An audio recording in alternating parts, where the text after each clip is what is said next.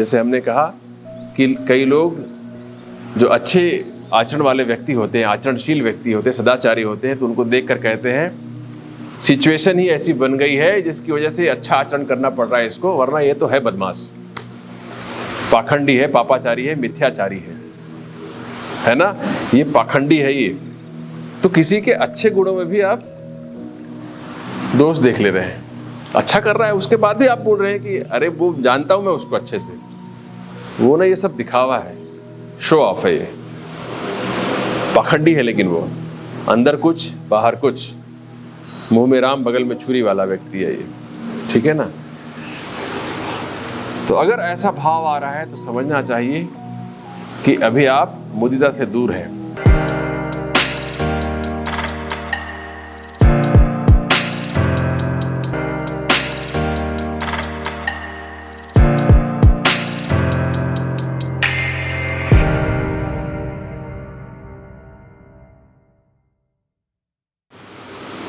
है ना।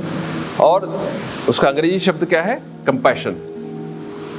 Compassion compassion आने के पहले के दो और मानसिक अवस्थाएं हैं जिसको कहते हैं सिंपैथी एंड एम्पैथी।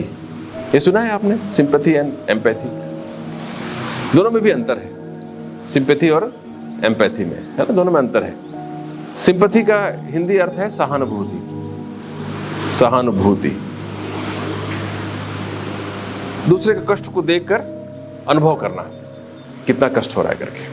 लेकिन एम्पैथी तब पैदा होती है जब आप स्वयं उस कष्ट से कभी गुजर चुके हैं, तो एकदम you are able to put your feet into the same shoes. आप उनकी जगह पर स्वयं को रख के देख पाते हैं, तो वो अवस्था कहलाती है एम्पैथी की अवस्था। तब आप ज्यादा उद्यत होते हैं दूसरे व्यक्ति की मदद करने को, तब अधिक करुणा का उदय होता है आपके भीतर में, तब सचमुच में आप करुणावान होते हैं, है ना। करुणा सागर हो जाते हैं आप, अगर आप सचमुच में इस भाव में प्रतिष्ठित हो गए तो आपकी मदद करने की इच्छा होती रहती है। हर बार किसी व्यक्ति के दुख को देखते हैं तो आपको लगता है इसकी मदद कर दूं मैं। कई लोगों में, कई जो विदेह अवस्था में है या प्रकृति लय व्यक्ति हैं, वो जैसे हमने नानक देव की चर्चा की थी उस समय, कि वो अपना धन सारा खर्च कर देते थे, उनको बोध भी नहीं रहता था। मैंने सुना है स्वामी राम तीर्थ के बारे में कि उनको जो सैलरी मिलती थी वो बाहर ऐसी टेबल पे रख दिया करते थे, जिसको जरूरत हो लेके चला जाए। Just imagine, he was professor in Lahore university, है ना, बहुत ही प्रकांड विद्वान थे मैथमेटिक्स के, हमेशा टॉप पाते थे और बाद में वहीं प्रोफेसर हो गए वो। तो वो अपनी सैलरी को टेबल पर रख देते थे कि जिसको उपयोग हो ले जाए। उनके स्टूडेंट्स आके अपने उपयोग के हिसाब से किताब खरीदने के लिए उठा लिए वहाँ से कुछ पैसे, जिनके पास पैसे नहीं है, कुछ को खाने का मन के उठा लिए, तो ऐसा खुला छोड़ देते थे। इसको क्या कहेंगे आप? करुणा की पराकाष्ठा है ये, ठीक है ना। अपने लिए अर्थ ही नहीं रह गया, स्वयं के लिए कुछ अर्थ नहीं रह गया, अपने लिए क्या करें, कुछ चाहिए ही नहीं स्वयं। अब जो कुछ भी है वो तेरा है, क्या लागे है मेरा। तो तेरा जब कह रहे हैं तो यहाँ पूरी प्रकृति को ईश्वर मान रहे हैं आप, है ना। केवल वो जगदीश जी की आरती में बोलते हैं ना, तो क्या है वो, तेरा तुझको अर्पण क्या लागे है मेरा, है ना। तो जब आप पूरी सृष्टि को ही ईश्वर का रूप देखते हैं तो हर व्यक्ति में ईश्वर दिखाई पड़ता है। जब हर व्यक्ति में ईश्वर दिखाई पड़ता है तब तो ये फार्मूला यहाँ भी लागू होगा, तेरा तुझको अर्पण क्या लागे है मेरा। तो आप किसी व्यक्ति की मदद नहीं कर पा रहे हैं जिसको एक्चुअल में जरूरत है, मतलब आप में ईश्वर के प्रति श्रद्धा नहीं है, झूठा है आपका श्रद्धा। अगर आप कहते हैं मैं ईश्वर भक्त हूँ और आपके हृदय में करुणा का भाव उदय नहीं होता है किसी व्यक्ति के कष्ट को देखकर, तो समझना चाहिए कि आपकी भक्ति में अभी खोट है, अभी भक्त ठीक से आप बने नहीं हैं, ठीक है ना। तो जब निर्मलता आएगी चित्त में तो आपके हृदय में करुणा ही करुणा होगी। तो देखिए कि कोई दुखी व्यक्ति को देखकर आपके हृदय में और घृणा आती है क्या? ये तो अपना पाप भोग रहे हैं, ऐसा सोचते हैं क्या आप? किसी दुखी व्यक्ति को देखते हैं, अरे इनके कर्मों का फल है ये तो, ऐसा सोचते हैं क्या आप? अगर ऐसा सोचते हैं तो आपको सतर्क हो जाना चाहिए, क्योंकि आपका चित्त अब निर्मल नहीं रह गया है। उसकी मदद को उद्यत हो जाए और करुणा का उदय हो जाए आपके हृदय में, तो समझना चाहिए कि आप चित्त को निर्मल करने की दिशा में प्रयत्न कर रहे हैं। ठीक है बच्चों? तो जो दुखी हैं, जो परेशान हैं, उनकी मदद करने के लिए हमेशा तैयार रहना चाहिए। उससे आपका चित्त निर्मल होगा, और कोई तरीका नहीं है। इसलिए सेवा को कहा गया है चित्त शुद्धि का अद्वितीय साधन है, वो अद्वितीय साधन। सेवा में जब कोई व्यक्ति प्रवृत्त होता है तो इसका मतलब है कि वह व्यक्ति अहंकार को छोड़ चुका, क्योंकि अहंकार आड़े आती है किसी की मदद करने के पहले। वो अपना विचार करता है, अहंकार तो हमेशा ही। अगर आप दूसरे के मदद के लिए प्रवृत्त हो रहे हैं, इसका मतलब यह है कि आपने अहंकार को बिठा दिया बगल में, बैठ भाई तू, अब मैं जा रहा हूं मदद करने को। चित्त शुद्धि का अद्वितीय उपाय, निर्मल हो जाएगा चित्त आपका, अहंकार छूट जाता है। तो सेवा को इसीलिए आपके सिख धर्म में सबसे ऊंचा स्थान दिया गया है ना, सबसे ऊंचा स्थान दिया गया है। बड़े बड़े धनपति, अरबपति, करोड़पति वो अपनी BMW से उतरते हैं और जूता घर में जाके खड़े रहते हैं, जूता संभालते हैं। लोग जूता दे रहे हैं, वहां रखते हैं, वो ऐसे करते हैं वो, है ना। बड़े बड़े प्रतिष्ठानों के अधिपति, तो ये क्योंकि उनके धर्म में बताया गया है कि सेवा से ही सब कुछ पाया जा सकता है। तो जिन्होंने भी, किसी नानक देव ने कहा हो या किसी अन्य गुरु ने कहा होगा कि सेवा को सबसे ऊंचा स्थान देना है, तो उनको यही समझ रही होगी कि चित्त शुद्धि का इससे अच्छा कोई उपाय सामान्य व्यक्ति के लिए हो ही नहीं सकता है। जो व्यक्ति सेवा करता है वो कैसे किसी को दुखी करने का सोच सकता है?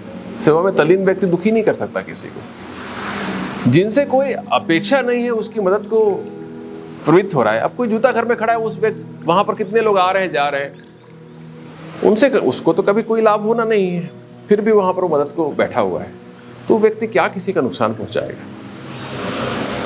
तो करुणा। फिर है मुदिता। पुण्य आत्माओं को देखकर मुदिता का उदय होना चाहिए, मुदिता का उदय होना चाहिए। जैसे हमने कहा कि कई लोग जो अच्छे आचरण वाले व्यक्ति होते हैं, आचरणशील व्यक्ति होते हैं, सदाचारी होते हैं, तो उनको देखकर कहते हैं सिचुएशन ही ऐसी बन गई है जिसकी वजह से अच्छा आचरण करना पड़ रहा है इसको, वरना ये तो है बदमाश, पाखंडी है, पापाचारी है, मिथ्याचारी है ना, ये पाखंडी है ये। तो किसी के अच्छे गुणों में भी आप दोष देख ले रहे हैं। अच्छा कर रहा है उसके बाद भी आप बोल रहे हैं कि अरे वो जानता हूं मैं उसको अच्छे से, वो ना ये सब दिखावा है, शो ऑफ है, ये पाखंडी है, लेकिन वो अंदर कुछ बाहर कुछ, मुंह में राम बगल में छुरी वाला व्यक्ति है ये। ठीक है ना। तो अगर ऐसा भाव आ रहा है तो समझना चाहिए कि अभी आप मुदिता से दूर हैं। प्रसन्न होना चाहिए, दूसरे के देखना चाहिए, अरे कितना शानदार व्यक्ति है यार ये, ऐसी प्रसन्नता का भाव आना चाहिए दूसरों के अच्छे कर्मों को देखकर।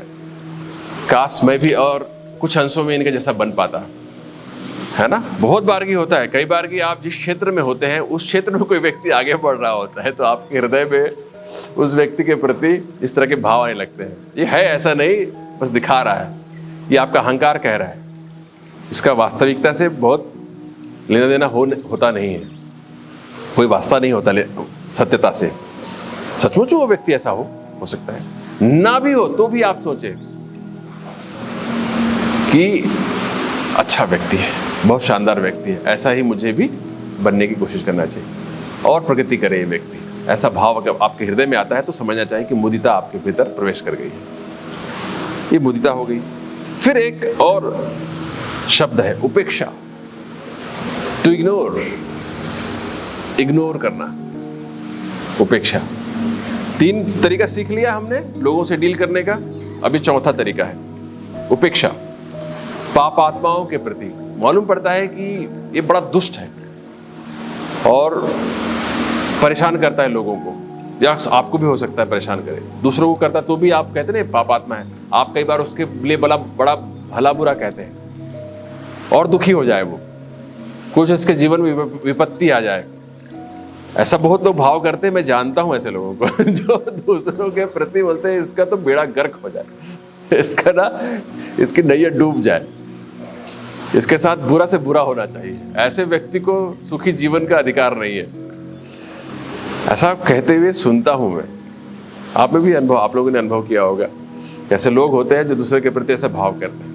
ऐसा भाव करने से आपका चित्त निर्मल नहीं रह पाता है, वो विक्षेप आ गया तो आपकी शांति खो जाएगी, आपका आनंद खो जाएगा। और जीवन के सारे प्रयत्न हम बार बार दोहराते हैं, आनंद और शांति के लिए है। तो फिर आप जबरदस्ती किसी दूसरे व्यक्ति के कारण अपने चित्त को अस्थिर कर रहे हैं, अशांत कर रहे हैं, परेशान कर रहे हैं। तो जब भी कोई ऐसी परिस्थिति बने आपके परिवार में, आपके परिकर में, आसपास के लोगों में, या कोई दूर बैठा व्यक्ति भी हो, है ना, कई बार की जैसे राजनीति में भी जो लोग हैं, वो लोग बहुत सारे विपक्ष के लोग मोदी के बारे में कह रहे होते हैं इसके साथ बुरा से बुरा हो जाए, सबसे पहले इसको जेल में डाला जाना चाहिए जैसे ही विपक्ष की सरकार बनती है ना। ऐसा भाव करते हैं ना बहुत सारे लोग। वैसा ही शायद जो सत्तारूढ़ पार्टी है वह भी विपक्ष के नेताओं के प्रति में करती होगी भाव, ऐसा हो सकता है। तो इस भाव से बचने के लिए पतंजलि मुनि आपसे कहते हैं कि आप उपेक्षा नाम के साधन को अपनाइए। उपेक्षा कर देनी चाहिए, ध्यान ना दो, छोड़ दो उसको, लीव इट। कई बार बहुत कठिन होता है, हृदय कहता है नहीं नहीं नहीं, ऊपर वाला पता नहीं कब कष्ट देगा इसको, पहले तो वही भाव करके उसके लिए कष्ट पैदा करो, है ना। आप छोड़ना नहीं चाहते, अरे भाई जो अपना कर्म किया है वो अपना कर्म भोगेगा, निज कृत कर्म भोगे सब भ्राता, अपने अपने कर्मों का फल सब भोगते ही हैं। लेकिन आप भाव करके अपने तरफ से उसे और दुख देने की चेष्टा कर रहे हैं, उस चेष्टा में आपका ही अहित हो रहा है, ये हम भूल जाते हैं। आप चाहते हैं कि आपकी बद्दुआओं से उसका हित हो जाए, बद्दुआएं देते हैं लोग, उपेक्षा नहीं कर पाते हैं। तो उपेक्षा करना सीखिए। कठिन मालूम पड़ेगा शुरुआत में, लेकिन जैसे जैसे अभ्यास करेंगे इसके फल को, इसके फायदे को आप समझेंगे ठीक से, तो आप, ठीक है ना। तो ये 4 महासूत्र हैं या महा उपाय कहूँ मैं, 4 साधन चित्त को निर्मल रखने का। मैत्री, करुणा, मुदिता, उपेक्षा। ब्रह्म विहार कहा है बौद्ध धर्म में इन्हीं को, वहाँ भी है ये शब्द। आप बौद्ध धर्म का थोड़ा बहुत अध्ययन करेंगे तो आपको मालूम पड़ेगा कि वहाँ भी इन पे बात की गई है। तो कई लोग कहते हैं कि यहाँ से उन्होंने लिया, कुछ लोग कहते हैं वहाँ से यहाँ लिया गया है। इन झंझटों में पढ़ने की ज़रूरत नहीं है, उपयोगी है, लेकिन ये बहुत उपयोगी है, बहुत ज़्यादा उपयोगी है। अभी तक आपने पहले भी थोड़ा बहुत कुछ अंशों में इसका उपयोग किया होगा, उपेक्षा आदि का, लेकिन अब इसको होशपूर्वक उपयोग में लाइए, होशपूर्वक। तो ये 4 बातें हैं, इनको अपने जीवन में उतारते हैं।